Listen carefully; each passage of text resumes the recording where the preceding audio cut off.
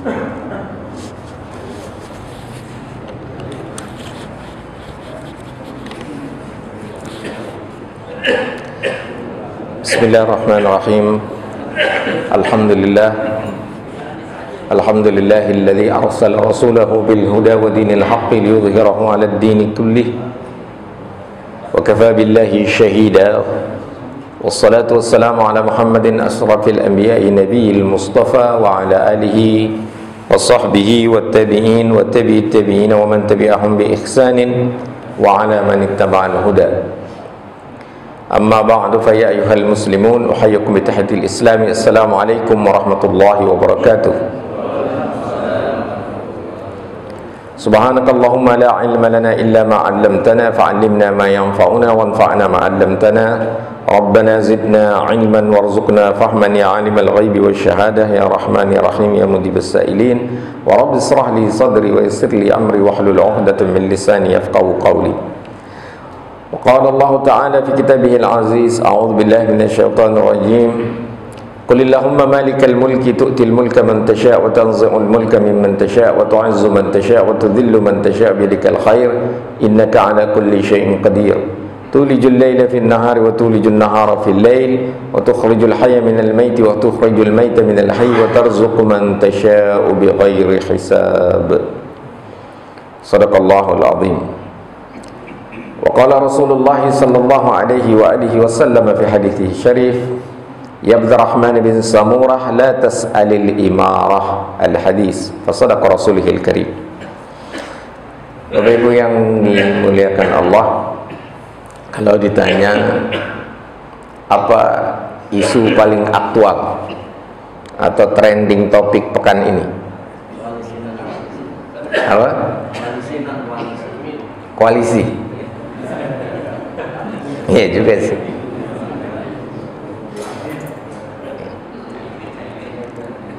Jadi ada peristiwa bajai belok tanpa lampu sen. Dan itu biasa kan? Bapak Ibu sering kan lihat bajai belok tanpa lampu sen kan? Ya, jadi itu biasa aja Pak. Biasa. Kalau masalah perubahan-perubahan seperti itu, maka sebagai orang beriman kita ngelihatnya dengan perspektif qada dan qadar ya. Jadi perspektif qada dan qadar itu artinya semuanya sudah ditentukan Allah min qabli an nabra'aha dalam surat Al-Hadid. Tidak ada satupun yang terjadi di muka bumi ya, kecuali telah tertulis di kitab di Lauh Mahfuz min qabli an nabra'aha, sebelum dia terrealisasi di bumi ini atau di alam semesta ini ya. Jadi itu biasa saja, perubahan-perubahan seperti itu biasa saja. Nah, namun yang paling penting ya, itu kan peristiwa politik lah ya, peristiwa politik gitu. Kita tentu nggak akan membahas politik praktis di masjid. Artinya kita tidak akan mengkampanyekan siapapun. Kita boleh membicarakan siapapun tentang caleg, tapi tidak boleh atau tidak etis sebenarnya, tidak etis mengkampanyekan salah satu calon presiden dan wakil presiden. Membicarakannya, membincangkannya boleh saja. Sampai saat ini yang kita tahu ada Pak Prabowo masih jomblo, belum ada pasangannya. Jomblo sejati dia, jomblo sejati. Di rumah nggak ada pasangannya, di sebagai capres, baca pres lebih tepatnya, belum ada pasangan. Kemudian Pak Ganjar ya, belum ada pasangannya juga, masih jomblo. Nah, yang udah ada pasangannya ini baca pres Anies Baswedan, yaitu Bapak Abdul Muhaimin Iskandar. Nah, yang sebelumnya banyak diduga orang pasangannya adalah Pak Agus Harimurti Yudhoyono. Itu biasa aja, Pak. Biasa. Nah, ini kontestasinya kan kontestasi kekuasaan. Kontestasi kekuasaan dalam sistem demokrasi. Tapi sistem apapun, mau itu sistem demokrasi, mau sistem teokrasi, atau mau sistem diktatorship, itu pada dasarnya siapa yang memberikan kuasa? Allah. Makanya tadi saya bacakan, qulillahumma malikal mulki tu'til mulka man tasha. Apapun sistemnya, itu Allah yang menentukan siapa yang dia beri kuasa. Tu'til mulka man tasha wa tanzi'ul mulka mimman tasha, dan dia mencabut. Tidak dikatakan menarik, mencabut. Tanzi', memberi harusnya lawannya mengambil. Menancapkan lawannya mencabut. Tapi ini Allah tidak katakan memberi kuasa itu sebagai menancapkan kuasa, mengambil kekuasaan. Allah katakan dengan mencabut. Kenapa begitu? Ayat itu memberi kesan mendapatkan kuasa itu lebih mudah daripada meninggalkan kekuasaan. Itu yang disebut orang kalau udah duduk lupa berdiri. Makanya Allah katakan, Allah cabut gitu. Karena si penguasa cenderung pengen bertahan. 1 periode pengen 2 periode, 2 periode pengen 3 periode, terus berperiode. Ya. Itu kenapa kalimatnya wa tanzi'ul mulka mimman tasha. Allah cabut gitu. Ya. Dan kita sudah lihat berbagai penguasa. Dulu ada Marcos di Filipina, ada Soeharto di kita, sebelumnya ada Bung Karno. Yang kekuasaannya itu ketika lepas itu dicabut. Sebenarnya semuanya itu dicabut oleh Allah, sebagaimana dapat itu diberi oleh Allah. Sekalipun mekanismenya demokrasi, melalui sistem demokrasi maksudnya, yaitu dipilih oleh rakyat, tetap aja sebenarnya pemberi kuasanya itu bukan rakyat, tapi Allah. Nah, kita perhatikan lanjutan ayatnya. Jadi kalau gonta-ganti pasangan itu biasa, nggak usah kaget nanti tiba-tiba bisa berubah lagi tuh, selama istilahnya selama janur kuning belum melengkung ya. Bisa aja nanti ada perubahan lagi gitu ya. Itu namanya perubahan konstelasi gitu. Sampai ada yang mengatakan begini, yang tidak bisa diketahui manusia itu ada langkah, rezeki, pertemuan, maut, sama koalisi gitu. Cuma Allah yang tahu itu koalisi. Oke, kembali lagi ya.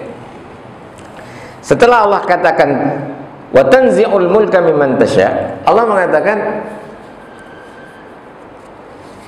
wa tu'izzu man tasha. Allah muliakan, Allah kasih izzah siapa yang dia kehendaki. Allah kasih izzah siapa yang dia kehendaki. Wa tu'izzu man tasha wa tudhillu man tasha. Dan Allah hinakan, Allah rendahkan siapa yang dia kehendaki. Ada 4 hal yang dipisah. Malikal mulki tu'til mulka man tasha. Diberikan kehendakan pada siapa yang dia kehendaki. Wa tanzi'ul mulka mimman tasha. Itu yang kedua. Terpisah dia. Enggak satu nafas, enggak Qulillahumma malikal mulki tu'til mulka wa tanzi'ul mulka mimman tasya. Masing-masing Allah pisah itu kalimatnya. Tu'til mulka man tasya wa tanzi'ul mulka mimman tasya wa tu'izzu man tasya wa tudhillu man tasya. Artinya apa? Orang yang diberi kekuasaan belum tentu dimuliakan. Itu kenapa ayatnya berdiri sendiri-sendiri, kalimatnya berdiri sendiri-sendiri. Masing-masing pakai mantasya. Kehendak Allah itu berdiri sendiri-sendiri atas pemberian kekuasaan dan pencabutan kekuasaan, atas pemuliaan dan penghinaan. Jadi bisa saja orang berkuasa dia tidak mulia, malah hina. Kenapa? Zalim misalnya, korupsi, jadi hina. Begitu juga sebaliknya, ada orang nggak punya kekuasaan, rakyat biasa, tapi mulia. Jadi terserah Allah siapa yang mau dia muliakan, siapa yang mau dia hinakan. Tidak ada keharusan yang diberi kekuasaan lah yang dimuliakan, yang tidak diberi kekuasaan hina. Sama aja kayak sholat. Bukan karena imam dia mulia, dan kalau karena imam mulia bisa-bisa makmum hina. Tapi bagaimana dia menjadi imam, bagaimana dia menjadi makmum, bagaimana menjadi penguasa, bagaimana menjadi rakyat. Pertanyaannya, mana lebih penting bagi setiap kita? Kekuasaan apa kemuliaan? Kemuliaan. Jangan kejar kekuasaan, kejarlah kemuliaan.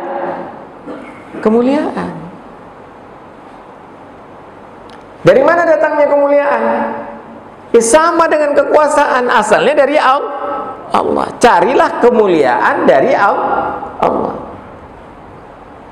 Kalau dalam surat Al-Jum'ah, dalam surat Al-Jum'ah apa surat Munafikin? Kita coba lihat dulu ya.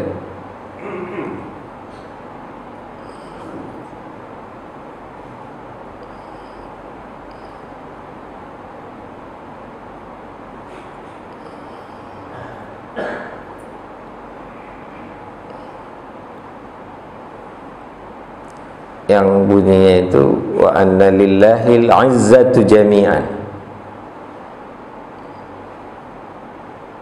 Surat Munafikun ya.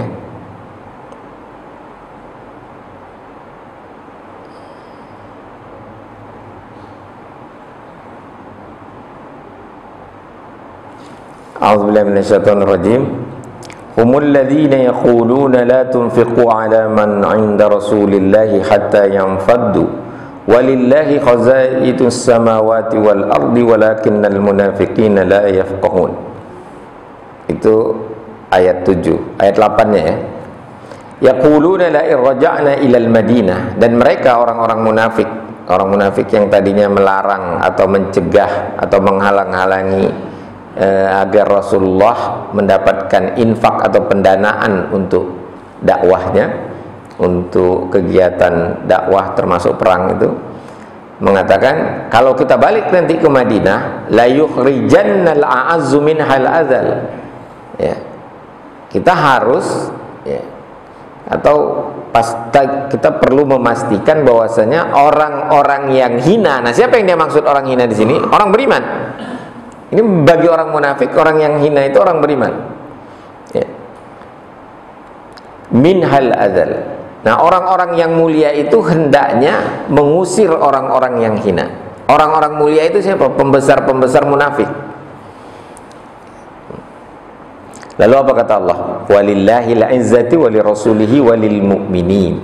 Sesungguhnya kemuliaan itu milik Allah, milik Rasulnya, dan milik orang-orang beriman. Walakinnal munafiqina la ya'lamun. Tetapi orang-orang munafik tidak tahu. Ya nggak mungkin bisa tahu dia hakikat kemuliaan. Gitu. Siapa yang layak disematkan kemuliaan? Allah yang pertama sekali, karena dia Rabbul Alamin. Makanya segala puji hanya bagi Allah. Selain Allah boleh dipuji, boleh, tapi sebagian pujian, bukan segala pujian. Kemudian bagi Rasul, kenapa Rasul itu mulia? Karena dia utusan yang maha mulia. Dia Rasulul Aziz, utusan dari yang maha mulia. Falahul izzah, maka bagi dia kemuliaan. Dan dia juga seorang yang amanah, al-amin, maka bagi dia kemuliaan. Dan orang-orang beriman, kenapa beriman? Karena menjadi hamba al-aziz, Abdul Aziz yang beriman. Karena beriman pada al-aziz, beriman pada yang mulia menjadi mulia, beriman pada yang hina jadi hina. Itu sebenarnya logika sederhana, tapi karena munafik jadi nggak bisa paham. Walakinnal munafiqina la ya. Nah, banyak orang mengejar kemuliaan itu dengan kekuasaan. Ini problem. Ya. Padahal dalam hadis Rasulullah Shallallahu Alaihi Wasallam bersabda, hadis ini riwayat Abdurrahman ibni Samurah, dan dikatakan kepada si Abdurrahman ibni Samurah itu sendiri, ya Abdurrahman ibni Samurah, la tas'alil imarah. Wahai Abdurrahman ibni Samurah, jangan minta kekuasaan pemerintahan. Imarah itu kekuasaan pemerintahan. Jangan minta jadi amir.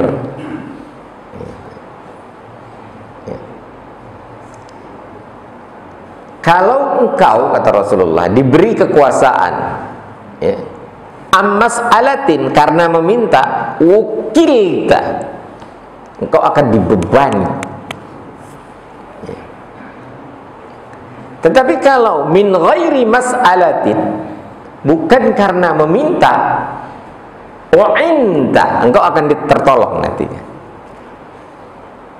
Nah, jadi tidak boleh bilang pilih saya.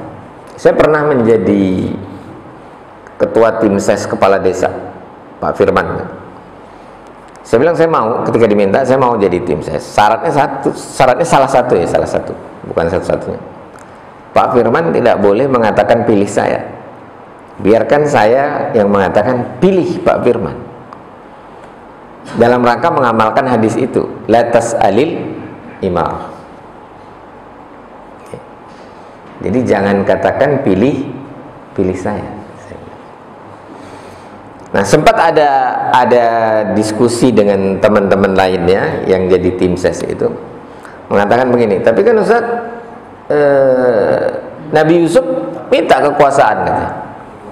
Jadikan aku bendahara negara karena aku hafizun amin, orang yang jago mengelola harta. Hafiz ini bukan menghafal Quran ya, tapi treasurer kalau bahasa Inggrisnya. Amin, layak dipercaya. Nah, ini kalau sebut amin sekarang, walak bolin amin tuh pasti orang ingatnya udah berubah tuh nanti tuh. Gara-gara perubahan koalisi. Jadi ada yang mengatakan boleh meminta kekuasaan berdasarkan kasus Nabi Yusuf alaihissalam. Tapi itu orang lupa membaca ayat sebelumnya. Ya. Coba kita lihat ayat sebelumnya, itu berbunyi,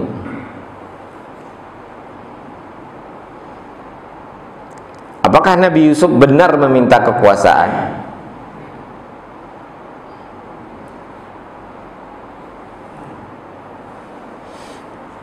Ya. Nah, ayat yang mengatakan Nabi Yusuf meminta kekuasaan itu adalah ayat ke-55 dalam surat Yusuf. Di situ bunyinya, a'udzubillahi minasyaitonirrajim, qala, berkata Yusuf, ij'alni, jadikan aku, ala khazainil ard, menjadi perbendaharaan negara, mengelola aset ya, yang didapat dari bumi. Gitu. Ini hafizun alim, hafizun alim disebutnya ya. Sesungguhnya aku adalah yang jago mengelola aset, hafizun alim, dan berpengetahuan tentang itu. Artinya kompeten lah, kompeten. Jadi dikatakan kalau kompeten boleh minta kekuasaan. Coba baca ayat sebelumnya. Wa qalal malik. Ya. Ituni bihi. Gitu. Ya. Datangkan Yusuf kepadaku. Ya. Bawalah Yusuf kepadaku. Ya. Lalu apa kata raja? Astakhlishu li nafsi. Dia akan aku kasih kedudukan khusus sebagai orang yang dekat kepadaku. Astaslihu. Jadi special person, mau dijadikan orang spesial. Gitu. Falamma kallamahu, maka tatkala raja telah bercakap-cakap dengan Yusuf, gitu, dengan dia, qala, ya, rajanya berkata, innakal yaum, hari ini kau ladaina, di sisi kami, makinun amin, kedudukan yang terpercaya. Jadi aminnya itu dari raja, ya. Raja ngasih amanah. Yusuf minta amanah, minta kuasa? Enggak, raja yang kasih. Setelah dikasih raja, baru dia minta peran. Minta peran yang boleh, bukan minta kekuasaan. Peran itu sesuai potensi dan kompetensi. Jadi bukan karena berpotensi dan berkompetensi atau memiliki capability, ya, kemampuan dan kapasitas, boleh meminta kekuasaan. Saya merasa saya punya kapasitas jadi presiden, ya, tapi nggak boleh minta. Saya juga punya kapasitas untuk menjadi anggota legislatif. Banyak yang minta, ya, tapi saya nggak mau. Udah pernah mau, udah 2 kali, nggak cocok lah, bukan tipenya saya gitu, bukan potensi saya, bukan bakat saya gitu. Nah, tapi kalau diminta itu boleh sebenarnya. Nah, tinggal kita lihat aja nih, dari 3 calon yang ada ini, siapa yang minta kekuasaan, siapa yang dicalonkan.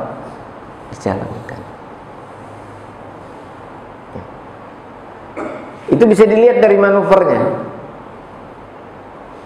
Saya ketua partai, penguasa di partai, saya mencalonkan saya, terus saya bilang saya dicalonkan, tapi oleh saya. Lah itu namanya minta kekuasaan.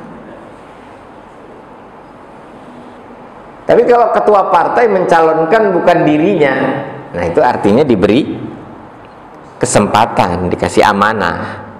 Gitu. Tapi bisa dilihat juga manuvernya minta kekuasaan apa enggak.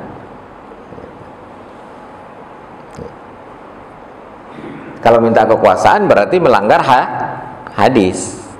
Walaupun mungkin dia menganggap sesuai dengan apa yang dilakukan Nabi Yusuf. Nabi Yusuf nggak pernah minta kekuasaan. Baca ayat sebelumnya. Ayat sebelumnya itu Nabi Yusuf dikasih kekuasaan, makinun amin. Posisi kepercayaan itu artinya kekuasaan, makanah, kedudukan, makinun.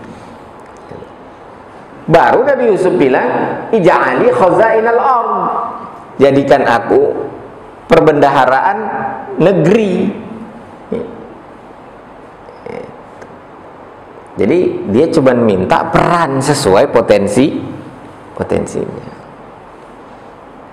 Saya kalau di hire perusahaan, Pak Ferus, kami hire ya. Oh iya, boleh aja, jadikan saya konsultan pendidikan, saya bilang. Nah, karena itu kompetensi saya. Tapi kalau minta kedudukan di perusahaan itu boleh, karena yang dilarang itu latas alil imarah, jangan minta kekuasaan pemerintahan, bukan kekuasaan perusahaan. Jadi kalau pengen jadi direktur itu boleh. Jadi kekuasaan dari Allah diberikan, tapi ketika diambil itu dicabut. Kemudian kemuliaan dari Allah penghinaan atau kehinaan juga dari Allah. Dan bukanlah kekuasaan itu yang membuat mulia, dan bukanlah hina orang yang tidak berkuasa. Jadi masing-masing berdiri sendiri antara kemuliaan dengan kekuasaan, kehinaan dengan dicabutnya kekuasaan. Itu tidak. Tapi kalau orang dicabut kekuasaannya, itu ada yang dengan hina, ada yang dicabut kekuasaan dengan hina, ada yang jabatannya selesai dan tidak hina. Jadi kalau udah habis masa jabatannya terus tidak menjabat lagi, itu tidak hina. Jadi kalau Pak Jokowi tidak lagi menjabat nantinya, karena sudah habis kan ketentuannya di sistem kita itu kan 2 kali masa jabatan, bisa berturut-turut, bisa tidak berturut-turut. Maka Pak Jokowi nggak hina, dan tidak perlu merasa hina, dan tidak perlu ketakutan dihina, selama beliau beriman dan ketika berkuasa adil. Gitu. Ya. Jadi nggak perlu, dan kita pun nggak boleh menghina, tidak boleh menghina. Tidak boleh menghina orang yang tidak lagi berkuasa. Tidak boleh menghina. Ya. Kalau lagi berkuasa boleh dihina, nggak boleh juga. Ya. Dikritik boleh. Nah, kemarin itu sempat juga tuh ada trending topik juga. Kalimatnya itu bisa disensor nggak, Pak? Kalau di TV disensor. Itu ada kata-kata, maaf ya saya sebut aja, bajingan toh. Itu kritik apa penghinaan? Terjadi perdebatan. Gitu. Yang ngomong bilang nggak menghina, karena yang dia sasar itu adalah kebijakan, jabatan. Jadi kalau pejabatnya disebut, artinya jabatan itu mengelola kekuasaannya atau mendelivery kekuasaannya secara tidak baik, itu secara ya koruptif dan lain sebagainya, itu bajingan disebutnya. Gitu. Terus tidak memikirkan masyarakat, tidak nah itu ya, atau tidak berdasarkan pengetahuan, riset atau perencanaan yang baik, ya disebut tolol. Itu maksud si pengkritik gitu. Tapi orang yang dengar kalimat bajingan tolol itu ya penghinaan. Ya, maka pilihlah kata-kata yang nggak usah sampai ditafsirkan menghina. Gitu. Ya kita ini umat Islam. Ya, terhadap pimpinan itu tetap harus hormat, sekalipun kita nggak setuju. Saya banyak tidak setuju dengan kebijakan Pak Jokowi, tapi saya nggak mau dan tidak akan menganjurkan agar dipanggil Jokodot, gitu. Itu nggak baik. Gitu. Agar disebut bajingan tolol itu juga nggak bagus.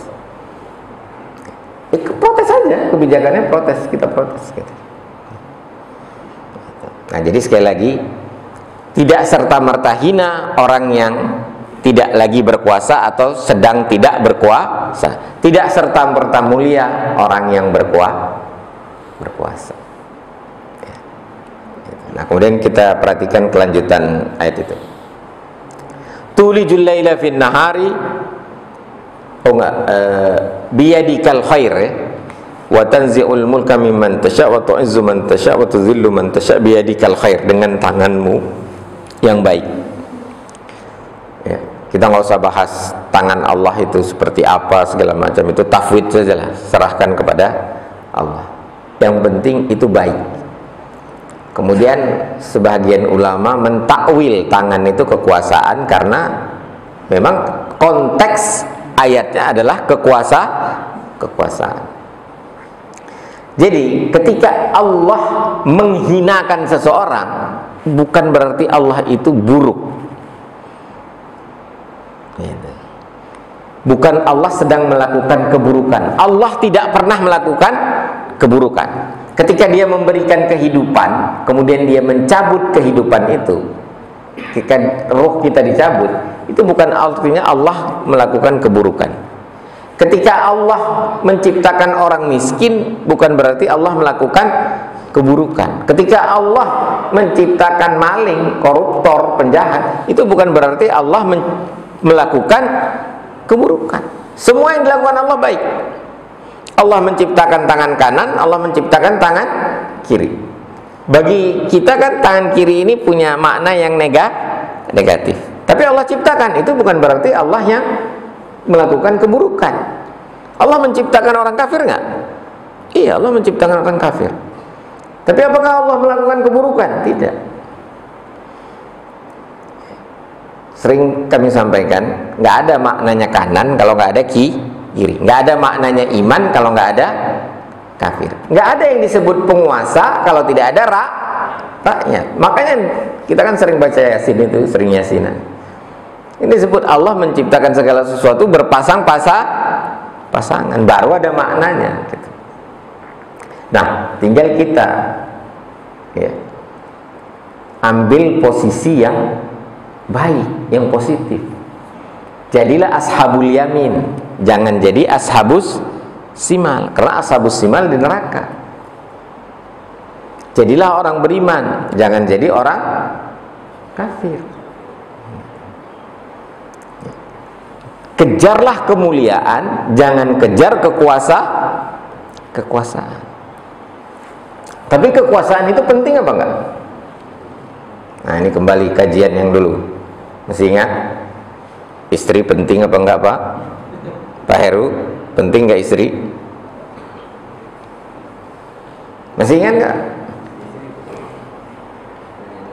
Ustadz Mizan, istri penting apa enggak? Oh, penting banget. Allah penting nggak? Ya, apa bedanya penting banget sama sangat penting, Pak? Bisa sirik, ke hati-hati, Pak. Istri nggak penting, suami nggak penting, cuman dibutuhkan, hajat saja karena di dunia. Yang penting itu Allah. Kita tidak boleh menganggap kekuasaan itu penting bagi kita. Apalagi ingin, penting, menganggapnya penting nggak boleh. Ingin lebih nggak boleh lagi, ingin kekuasaan. Tapi harus kita pahami bahwasanya adanya penguasa itu penting supaya tidak terjadi chaos. Coba bayangkan kalau nggak ada presiden, coba bayangkan kalau nggak ada kepala desa, bisa chaos. Gitu.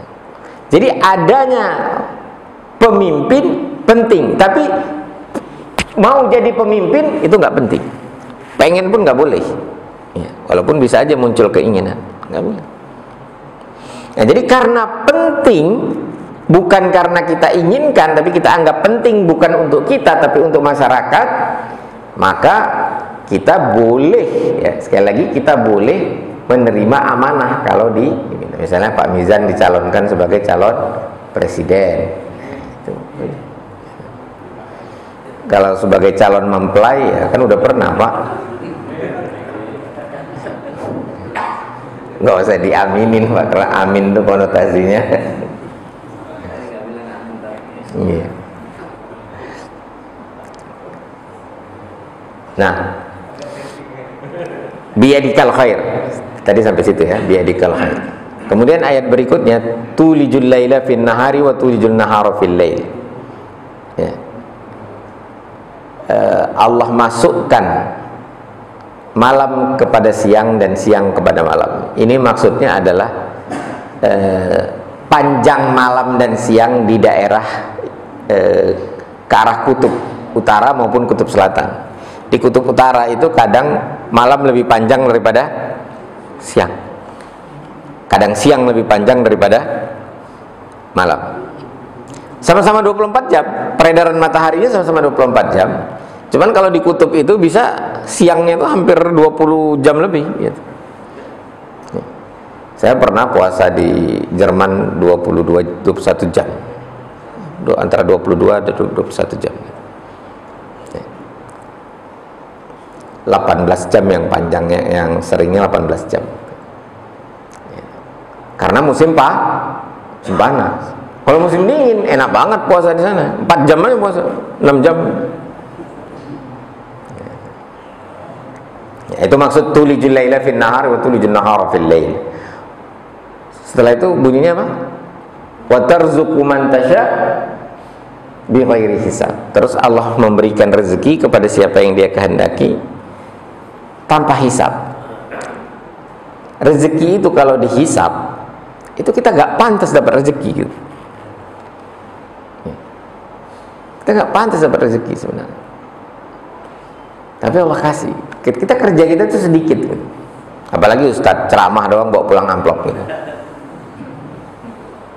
Oh, tapi ada yang bilang itu trainer artis bergaya doang bawa pulang, nggak bawa pulang amplop, dia transfer bisa 17 juta sehari itu. Sekali tampil. Kok nggak ada ustadz yang 17 juta? Ada gitu. Ustadz yang udah jadi artis, ada apa namanya, ada manajemennya itu. Kata ini kami manajemen ustadz. Ngapain manajemen ustadz? Tapi masing-masing orang lah ya, selama ikhlas nggak ada masalah. Nah setelah itu, setelah ayat wa tarzuqu man tasya'u bighairi hisab, ayat ini sebenarnya menegaskan kemahakuasaan Allah dalam semua hal. Dalam hal kekuasaan, ya, sultoh atau mulkiyah, itu Allah yang maha kuasa.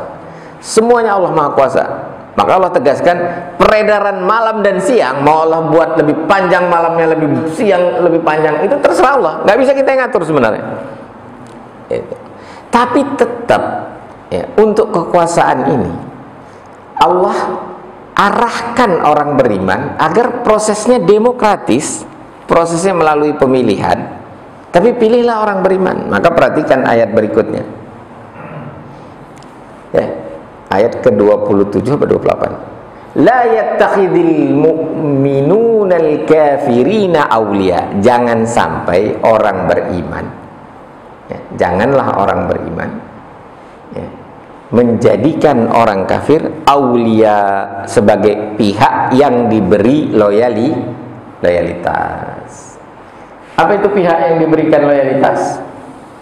Artinya dikasih kekuasaan, kepercayaan, amanah, yang dengan itu musuh dia jadi musuh kita, teman dia jadi teman kita. Itu yang dimaksud al-wala, loyalitas. Kalau Bapak meng-hire asisten rumah tangga,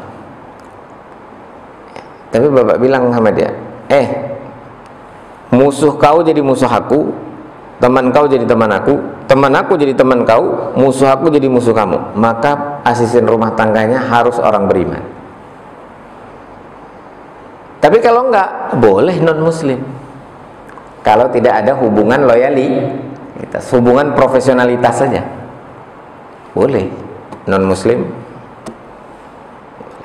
Begitu juga non-muslim boleh menjadi asisten muslim menjadi asisten rumah tangga non-muslim, selama dia bisa memastikan tidak terkena yang haram, babi, khamar, dan lain sebagainya.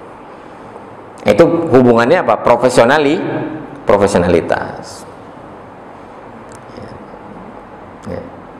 Nah, tapi kalau hubungannya loyalitas, maka mekanismenya yang paling bagus demokratis, pemilihan.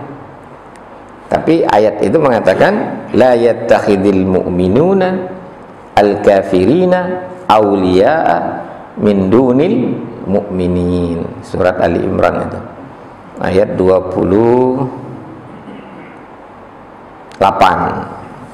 Jadi setelah Allah katakan, Allah kasih kekuasaan siapa yang Dia kehendaki, Allah cabut dari siapa yang Dia kehendaki, tapi Allah suka kalau mekanismenya itu mekanisme pemilihan, bukan penunjukan.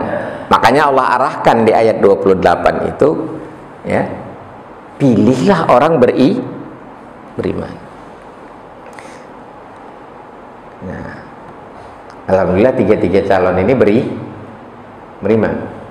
Walaupun Pak Prabowo itu sempat non-muslim, kemudian karena nikah sama Titi Prabowo dia jadi muslim. Bapaknya muslim, kakek buyutnya muslim, bahkan turunan pahlawan dan masih ada darah Sunan nih. Begitu juga Pak Anies Baswedan, apalagi ya Mas Ganjar juga. Artinya kalau dari segi iman kita lihat aja tingkat keimanannya saja. Nah baru nanti masuk ke aspek-aspek lain kan, tingkat amanah. Setelah iman itu amanah. Kalau istilah Rocky Gerung itu ethicability. Jadi jangan terlalu terpengaruh dengan, bahkan nggak boleh terpengaruh dengan elektabilitas. Kan survei itu sering elektabilitas sekian persen, keterpilihan ini, jangan. Lihat dulu etikabilitasnya, kualitas etisnya, kualitas moralnya, akhlaknya. Yang kedua, etikabilitas itu termasuk integritas di dalamnya. Yang kedua itu adalah capability-nya, kapabilitasnya, kemampuan dia. Si raja setelah ngomong sama Yusuf bisa nakbirkan mimpi yang dia takbirkan itu tentang paceklik. Ini orang hebat nih, layak dikasih kekuasaan. Dikasih kekuasaan. Terus baru Nabi Yusuf bilang, jadikan aku perbendaharaan negeri, khazainul ardh. Nah begitu juga, lihat itu kapabilitasnya. Nah bagaimana dengan elektabilitasnya, tingkat kemungkinan terpilihnya? Nah itu tidak terlalu penting sebenarnya. Kalau masyarakat Indonesia itu sudah melek politik, maka yang elektabilitasnya paling tinggi pastilah yang etikabilitasnya tinggi dan kapabilitasnya tinggi, itu sudah pasti. Nah itulah pentingnya melek politik, literasi politik, dan wa'yu siasi, kesadaran berpolitik. Makanya di masjid boleh bicara politik, tapi bukan politik praktis. Gak boleh bilang pilih Anies Muhaimin, pilih Amin gitu. Dan jangan sampai pas waladhdallin amin di benak kita itu Anies Caimin, ya nggak bisa dong gitu. Nggak boleh juga bilang pilih Ganjar, nggak boleh juga bilang pilih Prabowo. Ini bukan forumnya kampanye gitu. Nah, tapi bicara politik boleh gitu. Dalam rangka apa? Dalam rangka supaya umat itu memiliki literasi politik, melek politik, dan dalam rangka punya kesadaran politik. Dan politik itu bukan cuma kekuasaan, bukan apalagi cuma pemilihan umum, itu a part of politik gitu. Tentang dasar negara juga politik. Kita perlu paham dasar negara dan apa konsekuensinya kalau dasar negara itu dicabut atau dipaksa dicabut. Ya, sama aja kayak fondasi masjid ini dipaksa. Jadi kalau kita memaksa mencabut Pancasila, itu sama dengan merubuhkan negara Republik Indonesia. Kita juga perlu paham apa itu bentuk negara. Ya, bentuk negara itu ada republik, ada kerajaan, monarki. Nanti ada ragamnya lagi tuh. Ada imperium kalau kerajaan. Kalau republik bisa ada federasi, bisa ada kesatuan. Indonesia kesatuan. Kalau Malaysia federasi, Amerika federasi. Gitu. Nanti ada lagi konfederasi. Uni Eropa itu konfederasi. Gitu. Inggris keluar karena dia lebih mau menjaga Commonwealth-nya. Gitu. Nah nanti ada lagi yang namanya administrasi pemerintahannya, bentuk pemerintahannya. Ada yang presidensil, ada yang parlementer. Bagaimana Islam memandang itu? Semuanya boleh. Islam itu menekankan dalam hal adilnya. Siapapun yang berkuasa, apapun caranya mendapatkan kekuasaan, apakah melalui dipilih atau ditunjuk, walaupun Islam lebih suka dipilih dalam pemimpin-pemimpin tertentu, kepemimpinan tertentu. Yang penting adil. Mau raja kayak, mau presiden kayak, mau perdana menteri kayak, yang penting adil. Yang nggak adil diganti aja. Dan mengganti kekuasaan itu nggak boleh dianggap kriminal kalau melalui sistem yang sudah disepakati. Dalam undang-undang dasar kita itu ada cara mengganti presiden. Gimana cara mengganti presiden? Pertama, nggak dipilih lagi setelah 5 tahun. Kalau sebelum 5 tahun perlu diganti, ya melalui sidang umum MPR. Ya, itu melek politik itu penting, Pak. Umat Islam itu bukan cuman bisa sholat, gitu. Tapi sholatnya kan harus mencegah keji dan mungkar. Untuk itu harus melek politik, gitu. Nah, itu kenapa kita bahas pada kesempatan ini. Mudah-mudahan bermanfaat. Ya, yang paling penting itu kita meyakini kekuasaan dari Allah. Pakai sistem demokrasi itu nggak masalah, tapi jangan menganggap kekuasaan itu datangnya dari manusia. Itu yang bikin masalah. Menganggap kekuasaan dari itu dosa dan bisa syirik. Bisa syirik karena menyekutukan Allah sebagai pemberi kekuasaan. Jadi itu akidahnya itu dijaga, Pak. Jangan sampai gara-gara politik akidahnya rusak. Jadi nggak usah terlalu pusing, Pak. Belok bajai nggak pakai sen tuh nggak usah pusing, Pak. Nanti yang lain juga belok-belok begitu, Pak. Biasa aja tuh. Injury time, ya, injury time gitu. Ya. Pokoknya sebelum janur kuning kita kalau udah daftar baru udah clear lah itu. Dia baru ini lagi itu nanti Allah tiba-tiba cawapresnya meninggal gitu atau capresnya meninggal gitu. Nah, nanti ada mekanismenya kan dalam undang-undang nomor berapa ya? Nomor 8 itu kalau nggak salah. Ya, bagaimana mekanisme pergantiannya? Udah bagus lah, negara kita ini sudah bagus. Cuman pemerintahannya kadang-kadang bagus, kadang-kadang nggak bagus. Gitu.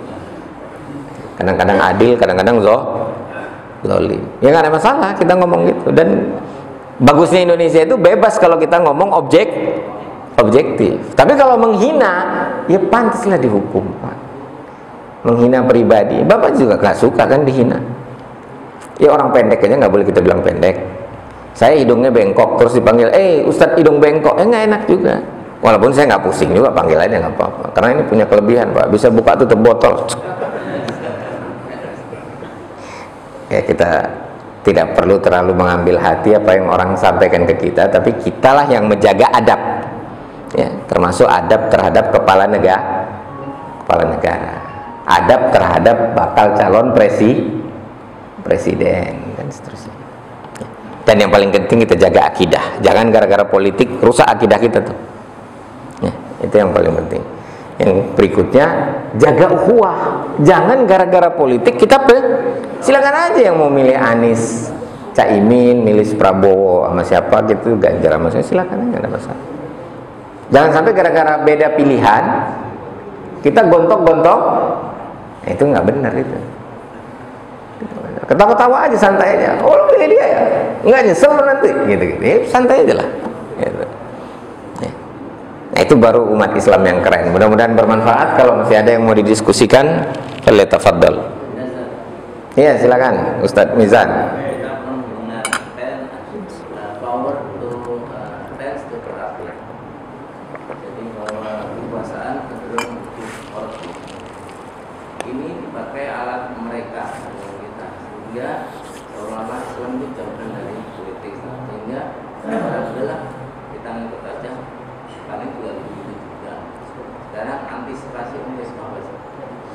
Ya, para sahabat itu melihat kekuasaan itu adalah wasilah untuk menerapkan agama secara kafah. Catat baik-baik.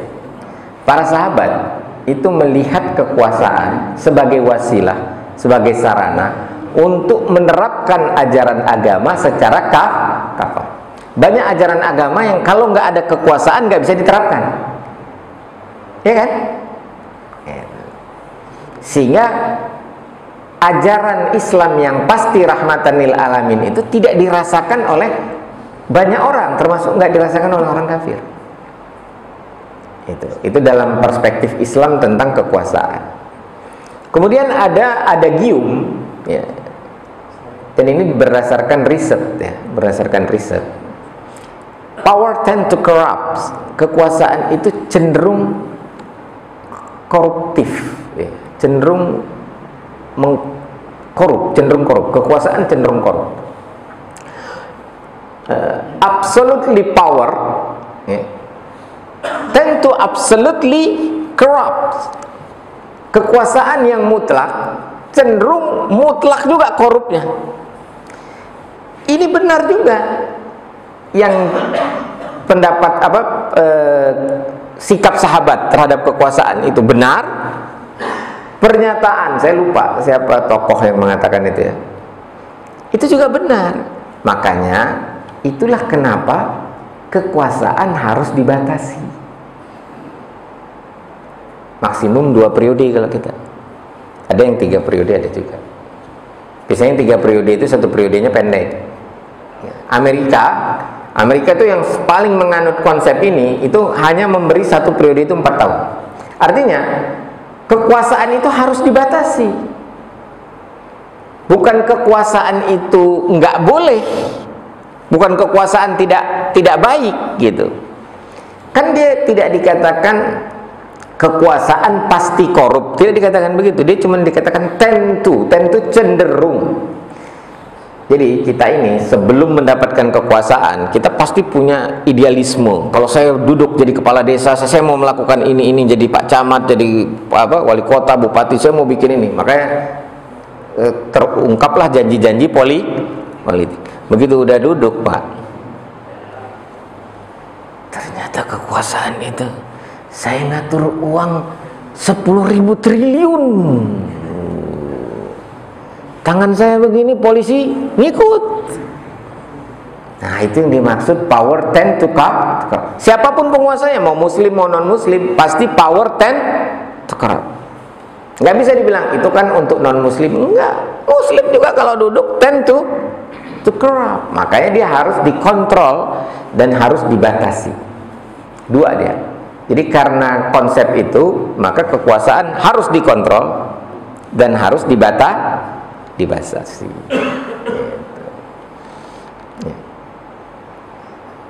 Nah, kemudian sebaiknya dipilih.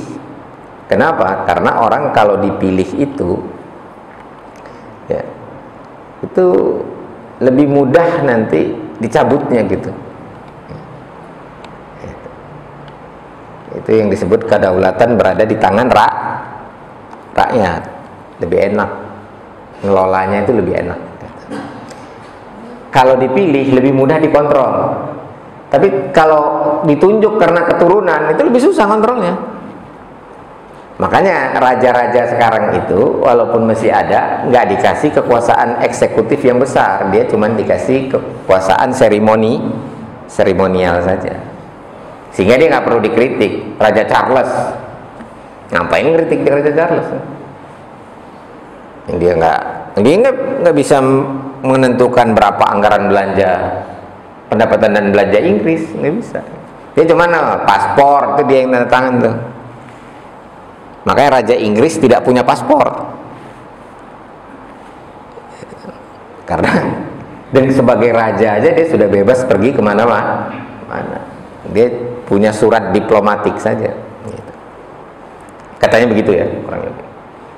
Ratu Elizabeth dulu mendiang itu.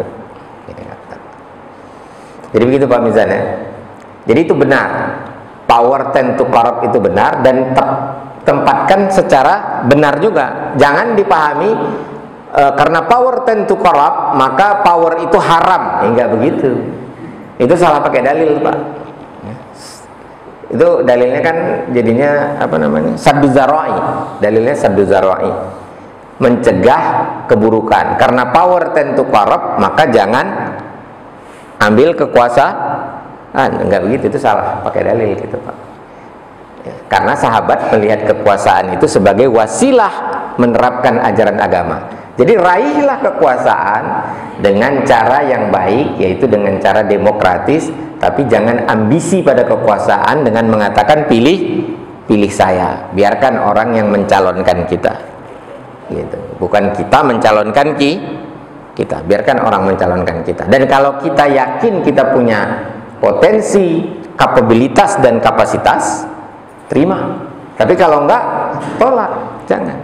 Setelah terima, boleh lagi minta posisi yang pas. Sebagai apa? Saya cawapres aja lah, nggak usah presiden, karena kapasitas saya belum sampai ke presiden. Nah boleh. Saya nggak usah lah, saya menteri aja gitu. Tapi bukan jadikan saya menteri. Ada orang mau jadikan menteri, nah baru. Atau ada orang memberi kita kekuasaan politik, ya, kekuasaan imarah. Begitu, Ustadz Mizan. Jadi jangan disalah tafsirkan itu power 10 to corrupt. Ada lagi? Oh, udah masuk waktu suruk. Kita cukupkan. Al-haqqu min rabbik fala takunanna minal mumtarin. Kebenaran dari Allah, jangan ragu-ragu atas kebenaran. Apa-apa yang kami sampaikan tentu tidak terlepas dari kesalahan dan kekhilafan kami sebagai manusia. Untuk itu walakum minkum wastaghfirullah li wa lakum wallahu al-muwaffiq ila aqwamit thariq.